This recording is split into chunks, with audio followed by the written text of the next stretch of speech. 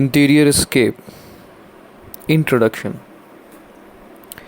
An interior scape is a garden that is a part of a building's architecture, whereas a garden or landscape more often surrounds a building. Interior scapes include gardens that are within buildings, either covered or open to the air, as well as gardens that, although not contained by the architecture, are intrinsic to it. They are all gardens that have an intimate link with an architectural structure, sometimes depending on it physically or as a means of defining boundaries and even their function. They can be gardens designed as extensions of buildings, and they include some roof gardens as well as gardens that have more unorthodox relationships with the concerned buildings. The more visible evolution of the garden has been the development of man made landscapes around, in front of, or behind properties.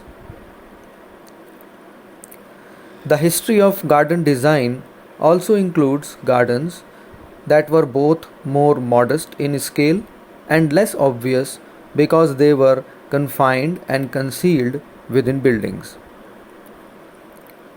As far back as the 5th century BC in Greece, private houses contained paved internal courtyards surrounded by colonnades in which plants were grown in pots and tubs.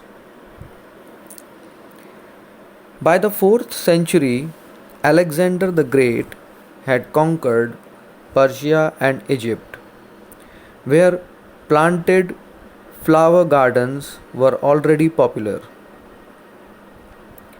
In the new and expanding Hellenistic world, the Greek courtyards became dedicated to the growing exotic plants and flowers.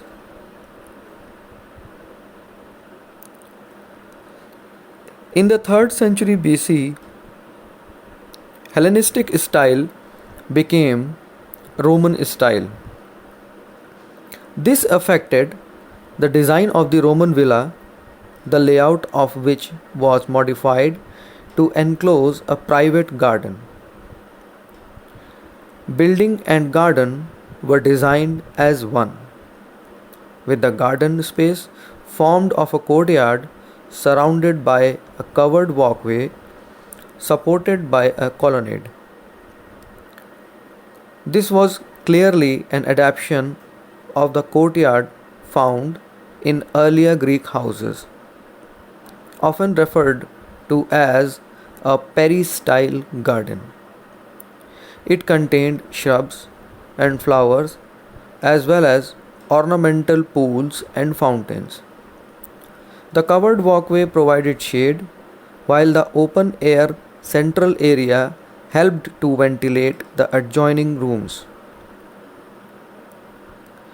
When the Roman Empire fell to the barbarians, villas fell into ruins, and devoted followers of the new faith of Christianity sought refuge in isolated, close knit communities.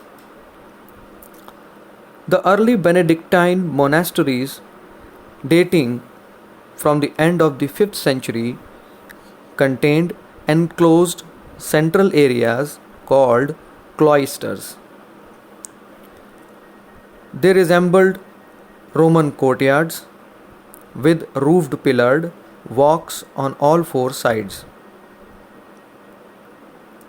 They were used for meditation, and to make the space more conducive to this, ornamental gardens were often included at the center. In Japan, the design of the traditional garden seeks to give visual expression to religious ideas, derived originally from Shinto and later from Zen Buddhism. Inspired by the philosophy that all living things have their own spirit, the creators of the earliest Japanese gardens were concerned not with imitating nature but with capturing its spirit by the use of symbols. The ultimate realization of these symbolic landscapes became the waterless and plantless Zen gardens or dry landscapes. A dependence on water was a central feature of the ancient Persian gardens, and this continued to be reflected in the design of Islamic gardens. The Islamic residential gardens of the 7th and 8th centuries were mainly courtyards. They suited the climate with welcome shade provided by the architecture. These courtyard gardens were usually rectangular with central pavilions placed at the intersection of four water channels. Planting was confined to clearly defined borders situated towards the perimeter of the space.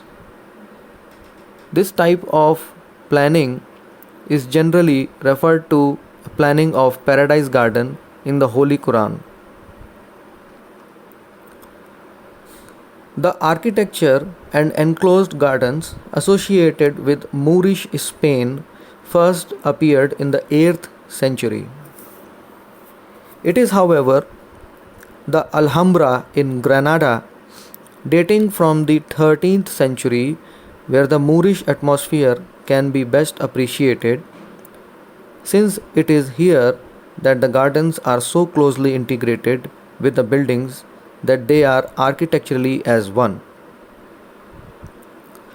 The Court of the Lions, with its elaborate colonnade, is divided into four by shallow irrigation channels, as in traditional Persian gardens. The Court of the Myrtile features a central long rectangular pond bordered by paths and more recently planted myrtles. Above the Alhambra is the General Life, situated on a hillside and created in the 14th century. It also contains Moorish courtyard gardens, including the Paseo de la Riyadh, which features a narrow canal that runs unusually the whole length of the planted courtyard or patio. Patio is the Spanish word for an inner courtyard. Although Leon Battista Alberti, in his treatise of 1492, spelled out the need for the Renaissance house and garden to be integrated, he also suggested that it should be wedded to the landscape. What followed was a garden that looked outwards, not inwards, with terraces giving spectacular views. Alberti's philosophy was to influence the design of gardens for great villas, houses, and palaces for centuries to come.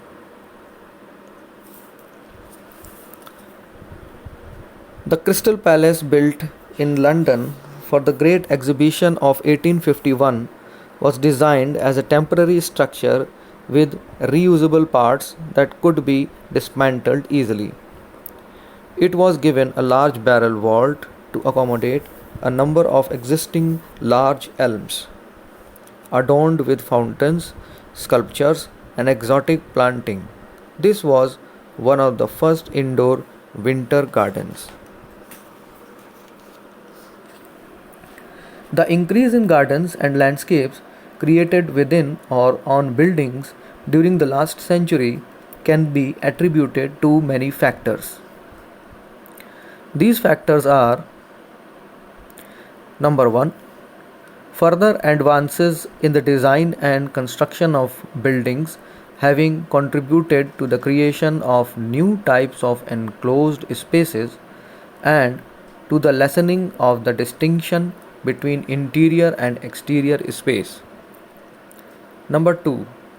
New functions for this new architecture, such as corporate headquarters and shopping malls, have provided new opportunities for interior gardens. Number 3. More recently, a growing awareness of ecological issues has encouraged an increase in planting within buildings and in the urban environment.